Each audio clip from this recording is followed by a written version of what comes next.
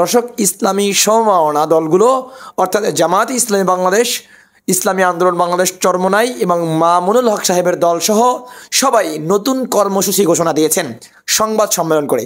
তো আজকে কর্মসূচিতে কি কি ঘোষণা করেছেন আমরা ইনশাল্লাহ শুরু থেকে শেষ পর্যন্ত দেখব। আজকে কি কি কর্মসূচি নতুন করে ঘোষণা করা হচ্ছে। আমাদের এই দলগুলোর পক্ষ থেকে পরিষ্কার বক্তব্য হচ্ছে, আমরা যে জুলাই সনদে স্বাক্ষর করেছি, এটা জুলাই চার্টারের যে সমস্ত সংস্কারমূলক প্রস্তাবে আমরা সবাই একমত হয়েছি। স্বাক্ষরের মধ্য দিয়ে সেই সংস্কার প্রস্তাবের ব্যাপারে আমাদের একমত প্রকাশ করেছি। কিন্তু এখন কাজ বাকি হলো, এগুলোকে একটা জুলাই সনদ বাস্তবায়ন আদেশ জারি করতে হবে, আর এটাকে আইনি ভিত্তিতে একটা গণভোট করতে হবে, তারপর জাতীয় নির্বাচন। এখন এই দুইটা কাজ তো জুলাই সনদে অন্তর্ভুক্ত নেই। গণভোট কখন হবে আর এর যে জুলাই সনদ বাস্তবায়নের যে আদেশটা কখন হবে, এই দুইটা জায়গা জুলাই সনদের অন্তর্ভুক্ত করে লিখিত নেই বলে অনেকেই প্রশ্ন করছেন যে আপনারা যে করলেন এটা যে বাস্তবায়ন হবে, কবে আদেশ জারি হবে, কবে গণভোট হবে, এটা নিষ্পত্তি তো এখনো হয়নি। এই প্রশ্নের জবাবে আমি কথাটা বলা আজকের সম্মেলনের সাথে সম্পূর্ণ মনে করছি।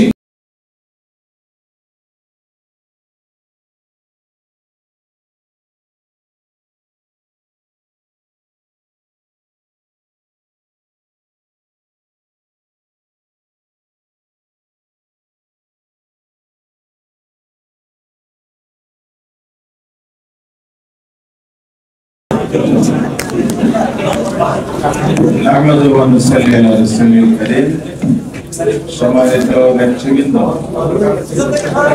সম্মানিত সাংবাদিক এবং গণমাধ্যমের মাধ্যমে যারা শুনছেন দেখছেন, সম্মানিত দর্শক, আসসালামু আলাইকুম ওয়া রাহমাতুল্লাহি ওয়া বারাকাতুহু। আজকে বাংলাদেশের চলমান পরিস্থিতিতে নতুন একটি যাত্রা আমরা শুরু করতে যাচ্ছি।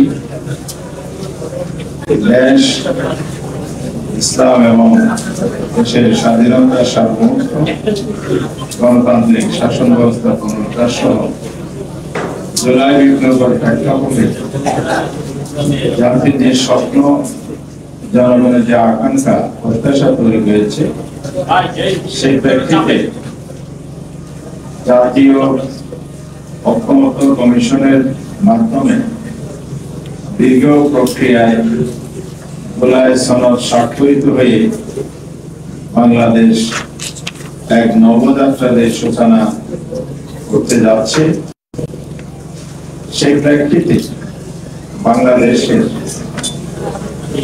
আমরা যারা আগামী দিনের বাংলাদেশ গড়ার প্রত্যয়ে একটি সনদ রচনা এবং সেটাকে আইনি ভিত্তি প্রদানের জন্য, অর্থাৎ জুলাই সনদের আইনি ভিত্তি দেওয়ার জন্য একটি আদেশ জারি, সে আদেশের উপর গণভোট, তারপর নির্বাচন এবং পার্লামেন্টে সেই সনদকে গ্রহণ করা যে প্রক্রিয়া অবলম্বন করা হয়েছে, আজকে সেই জায়গায় দাঁড়িয়ে আমাদের যে চলমান একটা আন্দোলন ছিল 5 দফা দাবির ভিত্তিতে, সেটা আপনারা জানেন।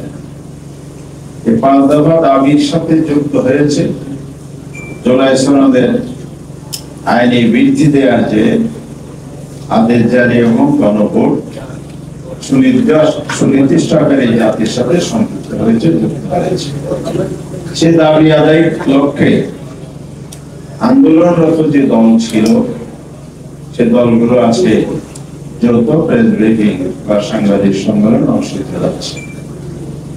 আজকে এই সাংবাদিক সম্মেলনে আমাদের মাঝে উপস্থিত আছেন বাংলাদেশ জামায়াতে ইসলামীর সম্মানিত সেক্রেটারি জেনারেল, সাবেক এমপি অধ্যাপক মিয়াকুল্লাহ, উপস্থিত আছেন ইসলামী আন্দোলন বাংলাদেশের সম্মানিত মহাসচিব অধ্যাপক ইউনূস আহমদ, উপস্থিত আছেন খেলাফত মজলিসের সম্মানিত মহাসচিব ডক্টর আহমদ আব্দুল কাদের, উপস্থিত আছেন বাংলাদেশ খেলাফত মজলিসের মহাসচিব মৌলানা জালালউদ্দিন, আর উপস্থিত আছেন নিজাম ইসলামী পার্টির মহাসচিব মুসাবির ইজহার।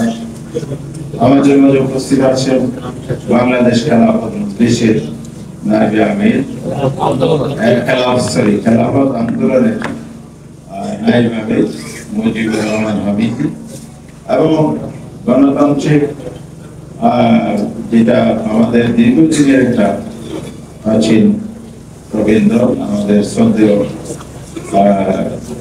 শফিউল আলম প্রধান সাহেবের যে সুযোগ্য পুত্র, তার প্রতিষ্ঠিত দল, তার সুযোগ্য পুত্র প্রকৌশলী রাশেদ প্রধান জাকার পক্ষ থেকে উপস্থিত আছেন দলের ভাইস চেয়ারম্যান বা সহসভাপতি। এছাড়া আমাদের সাথে যুক্ত হয়েছে বাংলাদেশ ডেভেলপমেন্ট পার্টির জয়েন্ট সেক্রেটারি তাজবীর লস্কর, এবং আরো উপস্থিত আছেন বাংলাদেশ ইসলামিক খেলাফত আন্দোলন বাংলাদেশের প্রেসিডিয়াম সদস্য অধ্যাপক আশরাফ আকন ভাই, সবাই চিনি, পরিচিত মুখ, এবং বাংলাদেশ খেলাফত মজলিসের মহাসচিব, যুগ্ম মহাসচিব আব্দুল জলিল, অধ্যাপক আব্দুল জলিল, আশরাফ আলী আকন ভাই তো বলেছি, মৌলানা শাখাওয়াত হোসেন আছেন আমাদের মধ্যে, সিনিয়র নায়েবে আমির খেলাফত মজলিস, আর উপস্থিত আছেন গাজী আতাউর রহমান ভাই, ইসলামী আন্দোলন বাংলাদেশের যুগ্ম মহাসচিব, মৌলানা তোফাজ্জল হোসেন নিয়াজি, যুগ্ম মহাসচিব বাংলাদেশ খেলাফত মজলিস, মৌলানা ফয়সাল আহমদ, সাংগঠনিক সম্পাদক বাংলাদেশ খেলাফত মজলিস, অধ্যাপক ইকবাল হোসেন, সাধারণ সম্পাদক জাতীয় গণতান্ত্রিক পার্টি জাকপা, মৌলানা সাইফুল ইসলাম সোজানগরী নাকি সোনামঞ্জি না, কেন্দ্রীয় প্রচার সম্পাদক বাংলাদেশ খেলাফত মজলিস খেলাফত আন্দোলন, মৌলানা আবু তাহের খান, সংগঠন সচিব বাংলাদেশ নিজাম ইসলামী পার্টি। এই মিলে 8টি দলের মহাসচিব, নায়েবে আমির, যুগ্ম মহাসচিব এবং বিভিন্ন পদে কেন্দ্রীয় নেতৃবৃন্দ আজ আমাদের মাঝে উপস্থিত হয়েছেন।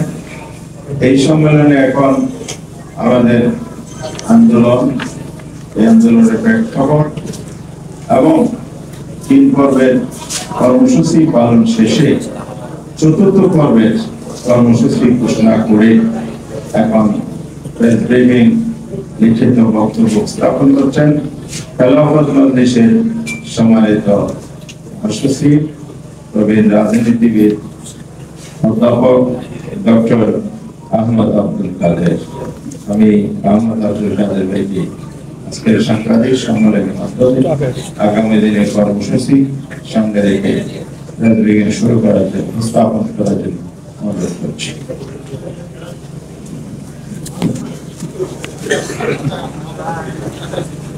বিসমিল্লাহির রহমানির রহিম। প্রিয় সাংবাদিক বন্ধুগণ,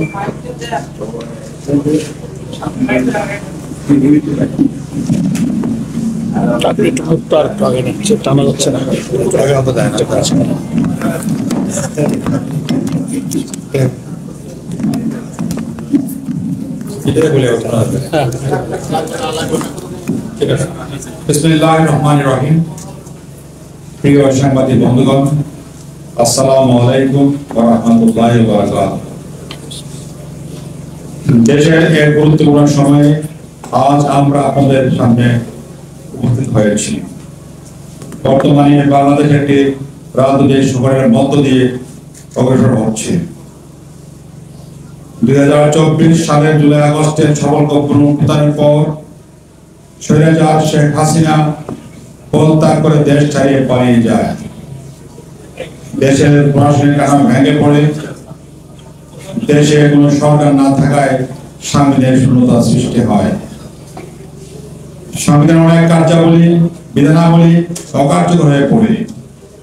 এমনি পরিস্থিতিতে জনগণের অভিপ্রায়ের পরমবিভক্তি ও জাতীয় ঐক্যমত্যের ভিত্তিতে অন্তর্বর্তী সরকার গঠিত হয়। এই সরকারের বৈধ উৎস ভিত্তি হচ্ছে সংবিধানের 7 অনুচ্ছেদের বর্ণিত বিধানের জনগণের অভিপ্রায়। প্রিয় সামাজিক বন্ধুগণ, সংবিধানের ত্রুটি ও রাষ্ট্রের কাঠামোগত অবস্থার সুযোগে কর্তৃত্ব শাসন, ভিন্নমত দমন, দুর্নীতি ও দলীয়করণের ফলে গোটা দেশ অকার্যকর হয়ে পড়ে। সাংবিধানিক প্রতিষ্ঠাসমূহ ধ্বংস হয়ে যায়, রাষ্ট্রের সব বিভাগের সংস্কার অপরিহার্য হয়ে ওঠে। অন্তর্বর্তীকালীন সরকার দায়িত্ব গ্রহণের পর রাষ্ট্রের প্রয়োজনকে সামনে রেখে জনগণের প্রত্যাশা পূরণের লক্ষ্যে গণহত্যার বিচার, রাষ্ট্র সংস্কার ও স্বৈরাচার ফিরিয়ে আসার সকল পথ বন্ধ করার প্রত্যয় নিয়ে কাজ শুরু করেন। গঠিত হয় বিভিন্ন সংস্কার কমিশন। কমিশনগুলোর সুপারিশের ভিত্তিতে জাতীয় ঐক্যমত্য কমিশন 166 প্রস্তাবের ভিত্তিতে রাজনৈতিক দর্শনের মধ্যে আলোচনায় মিলিত হন। দীর্ঘ আলোচনার পর 84 প্রস্তাব সিদ্ধান্তে গৃহীত হয়। অনুগুলো প্রস্তাবের সাথে 2টি রাজনৈতিক দল ভিন্নমত পোষণ করায় গণভোট আয়োজন করে তার আলোকে আগামী ফেব্রুয়ারিতে অবাধ, সুষ্ঠু, গ্রহণযোগ্য নির্বাচন এবং জনগণের ভোটাধিকার প্রতিষ্ঠার মাধ্যমে বাংলাদেশে একটি ন্যায়ভিত্তিক জবাবদিহিতামূলক গণতান্ত্রিক রাষ্ট্ররূপে গড়ে তোলার লক্ষ্যে আন্দোলনরত দর্শনের পক্ষ থেকে আজ 19 নভেম্বর আন্দোলনের 5 দাবি তাদের সামনে তুলে ধরা হচ্ছে। আজ 19 অক্টোবর আন্দোলনের 5 দাবি জনের সামনে তুলে ধরা হচ্ছে।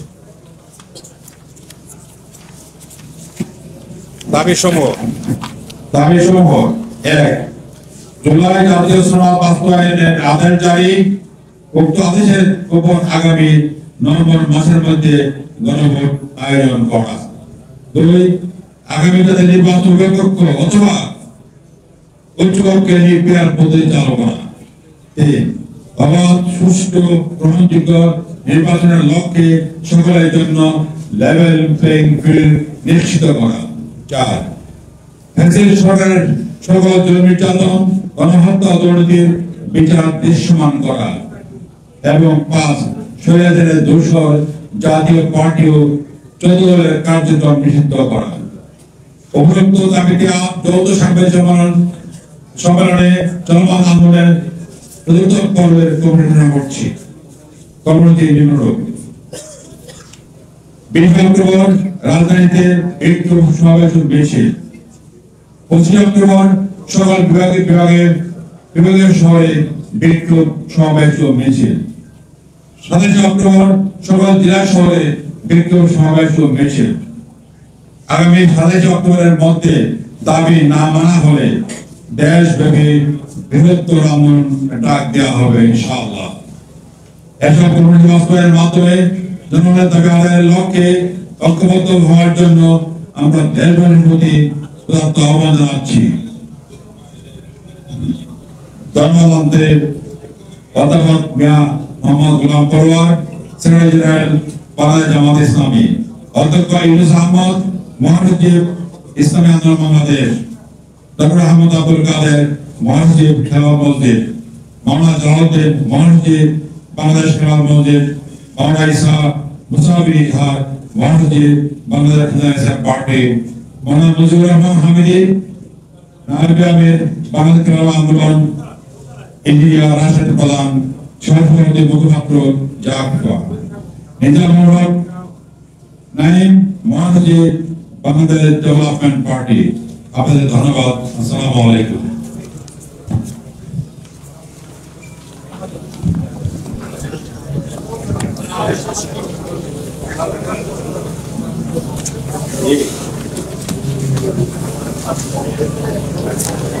সময় আরো করা আছে বলতে দেরি করতে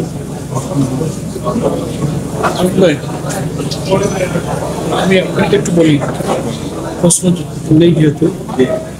সম্মানিত সাংবাদিক বন্ধুগণ, আমাদের ডক্টর মোহাম্মদ আব্দুল কাদের 8টি সমমনা দলের পক্ষ থেকে আগামী দিনের কর্মসূচি ঘোষণা করেছেন। একটা প্রশ্ন অনেকেই করছেন এখন যে আমরা সবাই জুলাই জাতীয় সনদে 17 তারিখে সবাই স্বাক্ষর করেছি। প্রশ্নটা আসছে যে স্বাক্ষর করার পরে আপনারা আবার আন্দোলনের কর্মসূচি কেন দিলেন? প্রশ্নটা আপনারা করেননি, কিন্তু প্রশ্ন অনেকেই করেন, একটা জিজ্ঞাসা মানুষের। তো সেক্ষেত্রে আমাদের এই দলগুলোর পক্ষ থেকে পরিষ্কার বক্তব্য হচ্ছে, আমরা যে জুলাই সনদে স্বাক্ষর করেছি, এটা জুলাই চার্টারের যে সমস্ত সংস্কারমূলক প্রস্তাবে আমরা সবাই একমত হয়েছি, স্বাক্ষরের মধ্য দিয়ে সেই সংস্কার প্রস্তাবের ব্যাপারে আমাদের একমত প্রকাশ করেছি। কিন্তু এখন কাজ বাকি হলো এগুলোকে একটা জুলাই সনদ বাস্তবায়ন আদেশ জারি করতে হবে, আর এটাকে আইনি ভিত্তিতে একটা গণভোট করতে হবে, তারপর জাতীয় নির্বাচন। এখন এই দুইটা কাজ তো জুলাই সনদে অন্তর্ভুক্ত নেই। গণভোট কখন হবে আর এর যে জুলাই সনদ বাস্তবায়নের যে আদেশটা কখন হবে, এই দুইটা জায়গা জুলাই সনদের অন্তর্ভুক্ত করে লিখিত নেই বলে অনেকেই প্রশ্ন করছেন যে আপনারা যে করলেন এটা যে বাস্তবায়ন হবে, কবে আদেশ জারি হবে, কবে গণভোট হবে, এটা নিষ্পত্তি তো এখনো হয়নি। এই প্রশ্নের জবাবে আমি কথাটা বলা আজকের সম্মেলনের সাথে সম্পূর্ণ মনে করছি যে ঐক্যমত্য কমিশনের প্রধান এবং সরকারের প্রধান ওনারা প্রতিশ্রুতি দিয়েছেন, ঐক্যমত্য কমিশনে একমত হয়েছে যে এই দুইটা প্রশ্নে যে আমরা এই সংস্কার প্রস্তাবগুলোকে সন্নিবেশিত করে অবিলম্বে জুলাই সনদ বাস্তবায়ন আদেশ জারি করব। লিগাল এক্সপার্টরা অনেকগুলো প্রস্তাব দিয়েছিলেন, কনস্টিটিউশনাল অর্ডার এবং নানান অর্ডারের চিন্তা হয়েছিল, কিন্তু লিগাল এক্সপার্টরা বলেছেন জুলাই সনদ আদেশ একটা জারি করতে হবে, জুলাই সনদ বাস্তবায়ন আদেশ। এটি অপেক্ষাকৃত আইনের দিক থেকে পাওয়ারফুল, সেটা যেন অবিলম্বে করা হয়, যেটা আজকের বক্তব্যে বলা হয়েছে যে এটা অবিলম্বে বাস্তবায়ন করতে হবে এবং নভেম্বরের মধ্যে গণভোট দিয়ে এটা আইনি ভিত্তি দিতে হবে, তারপর জাতীয় নির্বাচন। কেউ কেউ একই দিনে গণভোটের প্রস্তাব দেওয়ায় আমরা এটার সাথে দ্বিমত করেছি। অনেক জটিলতা আছে। একই দিনে দুইটা ভোট হলে অল্প সময়ের মধ্যে একজন ভোটার দুই জায়গায় ভোট দেবে, একটা সনদের ব্যাপারে হা না বলবে, আবার তার প্রতীকে ভোট দেবে, টাইমে ভোট কাস্টিং কভার করতে পারে, অনেক ভোটার ভোট দেওয়া থেকে বাইরে থেকে যেতে পারে। দ্বিতীয় প্রবলেম হতে পারে যে বাংলাদেশে কেয়ারটেকার হোক আর যতই সুষ্ঠু পরিবেশে নির্বাচনের চেষ্টা করা হোক, ইতিহাস বলে যে একটা বড় নির্বাচনে কোনো কোনো ভোট কেন্দ্রে ছোটখাটো কিছু দুর্ঘটনা, সহিংসতা, হানাহানি, মারামারি, আহত, 2-4টা কেন্দ্রে ভোট বন্ধের ঘটনা কিন্তু ঘটেছে সব নির্বাচনে। যদি এই নির্বাচনে এমন কোনো ঘটনা ঘটে যে 5টা কেন্দ্রে ভোট বন্ধ হয়ে গেল, তাহলে সেটা তো জাতীয় নির্বাচনের কেন্দ্রের ভোট বন্ধ হলো, তাহলে গণভোটের কেন্দ্রের কি দশা হবে, ওই ভোটের কি করে গণনা হবে, ওই ভোটটা কি করে কাউন্টিং হবে, এতে কোনো ফলাফল হতে পারবে না। আরেকটা বড় প্রবলেম হচ্ছে যে জুলাই সনদে যেসব সংস্কার প্রস্তাব যাচ্ছে, একজন ভোটার যদি বুঝতে না পারে কোনটা হা হলো, হা জিতলো না না জিতলো, কোন কোন সংস্কারে জাতি হা বললো, এটা তো ভোটারকে আগে বুঝতে হবে, তারপরে না ভোট দিতে হবে। তো একই দিনে যদি জাতীয় নির্বাচন হয় আর গণভোট হয়, তো ফলাফল হচ্ছে না জেনেই কিন্তু জাতীয় নির্বাচনে ভোটটা দিয়ে দেবে। এই কারণেও আমরা বলেছি যে না, একই দিনে ভোট হলে জাতির দুর্ন জালের মধ্যে থাকবে, কনফিউশন থাকবে, আগে এই গণভোটটা করতে হবে। আপনারা প্রশ্ন করতে পারেন, সে কারণে এই 3টা জিনিস একটু আমরা ক্লিয়ার করলাম যে আমরা একই দিনে কেন গণভোটে রাজি নই।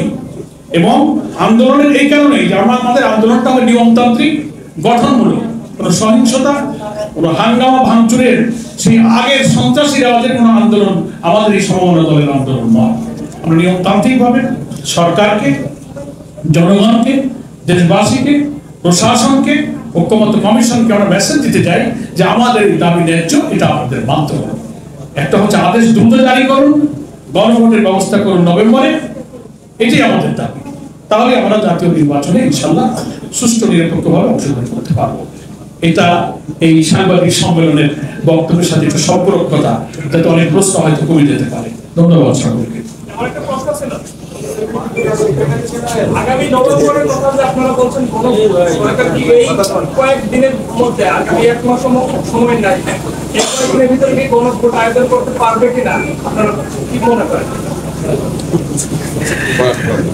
ভালো প্রশ্ন করেছেন। এটা সম্ভব, কিন্তু এটা কোনো প্রতীকের নির্বাচন, কোনো দল নাই, কোনো জাস্ট সনদের বিষয়গুলো ইলেকশন কমিশন জাতিকে জানাবে, ওয়েবসাইট করবে, পাবলিক করবে এবং এস্টাবলিশড আছে ইলেকশন কমিশন এই ভোটের আয়োজন করবে এবং ইলেকশন কমিশনের এটা দায়িত্ব। সরকার যদি ইলেকশন কমিশনকে বলে যে ভোটের আয়োজন করেন, ইলেকশন কমিশনের পক্ষে এই আয়োজন করা সম্ভব।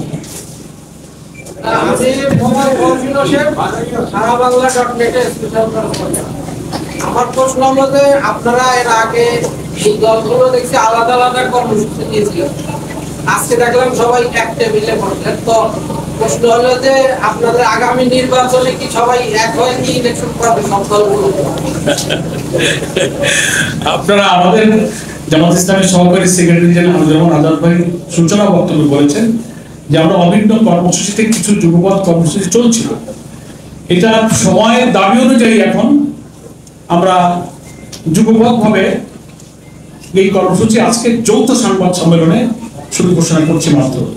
তারপরে নির্বাচনী তফসিল, পোলারাইজেশন, মেরুকরণ, সমঝোতা, এগুলো আরো সময় না আসলে এক্ষুনি বলা যাবে না। তবে আমরা সংস্কার প্রশ্নে অনেকগুলো দাবিতে একমত হওয়ার কারণে আমরা এখনো একসাথে চলছি। এটা কোনো নির্বাচনী জোট নয়, এই জাতীয় কোনো জোট আমাদের গঠন হয়নি। সময় বলে দেবে যে আমাদের কখন আমরা কোন দিকে থাকবো।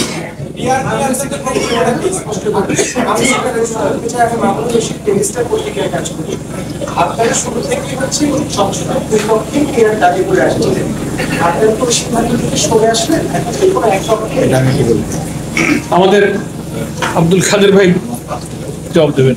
আমাদের দাবির মধ্যে 2 নম্বর দাবিতে আছে উভয় কক্ষে অথবা উচ্চ কক্ষে। এই তো এখানে কেউ সরে আসে নাই। আমাদের দাবি ঠিক আছে। আমার মতো দলগুলোর মধ্যে একটু মত পার্থক্য আগে দিন ছিল। আমরা কেউ বলছিলাম খেলাফ মধ্যে ছিল, দাবি করেছিল উচ্চ কক্ষে পেয়ার দিতে হবে, উচ্চ কক্ষে। আর জামাত ইসলাম এবং ইসলামী আন্দোলন বলছিল উভয় কক্ষে। যেহেতু আমরা সবাই আন্দোলন করছি, আমরা এই জন্য উভয় দাবিটাকে আমরা একমত করেছি। কমনলি পিআর এর কনসেপশনে আমরা একমত, কিন্তু কেউ আমরা আপার হাউস, কেউ লোয়ার হাউস। জি জি। আমার একটা প্রশ্ন ছিল আমাদের সেক্রেটারি জেনারেলের কাছে, যখন আপনারা বলছেন যে 27 অক্টোবরের মধ্যে যদি দাবি না মানা হয় তাহলে কঠোর আন্দোলনের হুঁশিয়ারি দিচ্ছেন, একই সাথে বলছেন অনেক রাজনৈতিক দলের নেতা বলছেন যে এইভাবে আন্দোলনের হুঁশিয়ারি দিলে নির্বাচন সেই নির্বাচনে বাধাগ্রস্ত হবে বলছেন, দেখছেন? না, নির্বাচন বাধাগ্রস্ত হবে না। আমাদের আন্দোলন নিয়মতান্ত্রিক, নির্বাচন সুষ্ঠু করার জন্যই আমাদের আন্দোলন, বাধার কোনো কারণই নাই। আমরা 2026 ফেব্রুয়ারিতে আমরা নির্বাচন চাই, নির্বাচন ওই দিনেই আমরা চাই। কিন্তু সংস্কার তো প্রায় হয়েই গেছে, শুধু আদেশটা জারি করার প্রয়োজন, গণভোটটা প্রয়োজন। দুইটা জায়গায় এসে আমরা এই আন্দোলন প্রয়োজন মনে করছি। আন্দোলন ছাড়া কর্তৃপক্ষ, যারা সরকার প্রধান, যারা কমিশনের প্রধান, তাদের দৃষ্টি আকর্ষণ করা, তাদেরকে আলোচনা নিষ্পত্তির দিকে উদ্বুদ্ধ করে তাদেরকে এক জায়গায় বসে আলোচনা করবেন। এটা তো আন্দোলনটা তো একটা পার্ট অফ দ্য পলিটিক্স, এটা রাজনীতির একটা অংশ, এটাকে নিয়মতান্ত্রিকভাবে নিতে হবে এবং এই আন্দোলনের মধ্য দিয়ে আশা করি আমাদের দাবি পূরণ হবে। এটা নির্বাচনকে বাধাগ্রস্ত করবে না ইনশাআল্লাহ। শেষ হয়ে গেছে আমার মনে হয়, সবার কাছে পরিষ্কার। এখন আমাদের ইউনুস আহমদ ভাই ধন্যবাদ দিতে পারেন সকলকে। ইসলামী আন্দোলন দেশের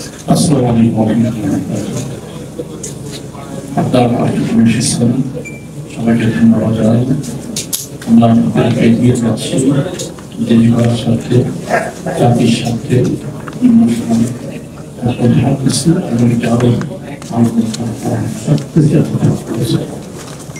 ধন্যবাদ। আরেকটা প্রশ্ন করা হয়েছে যে 8জিবির 2 জন গণমাধ্যম কর্মীকে চাকরিচ্যুত করা হয়েছে। ফ্যাসিবাদী সরকারের সময় তাদের মতের বিরুদ্ধে সংবাদ প্রচার করা হলে এইভাবে চাকরিচ্যুত করা হতো। আমরা সব দলের পক্ষ থেকে যে কোনো গণমাধ্যমের কর্মীদের চাকরিচ্যুতির তীব্র প্রতিবাদ করছি এবং তার অবিলম্বে স্ব চাকরিতে পুনর্বহালের জন্য দাবি করছি।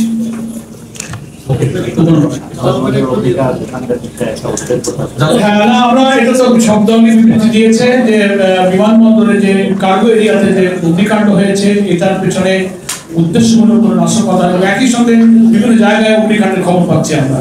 এটাতে আমরা সকল দল উদ্বিগ্ন। এটা অবিলম্বে তদন্ত করে এর পেছনে উদ্দেশ্যমূলক কোনো নাশকতা, দেশকে অস্থিতিশীল করার চক্রান্ত আছে কিনা সরকারকে অবিলম্বে খুঁজে বের করে ব্যবস্থা নেওয়ার জন্য আমরা আহ্বান জানাচ্ছি। ধন্যবাদ দেবেন। আসসালামু আলাইকুম ওয়া রাহমাতুল্লাহ। প্রিয় সাংবাদিক ভাইরা, বক্তব্য হয়ে গেছে, প্রশ্নোত্তর হয়ে গেছে। তো আপনাদের কাছে আমাদের দাবি হলো যে আপনারা আমাদের বক্তব্য আপনাদের কাছে পৌঁছে দেবেন এবং জাতিকে বিষয়টা বোঝার জন্য সাহায্য করবেন। আপনাদের সবাইকে ধন্যবাদ জানিয়ে আমার বক্তব্য শেষ করছি।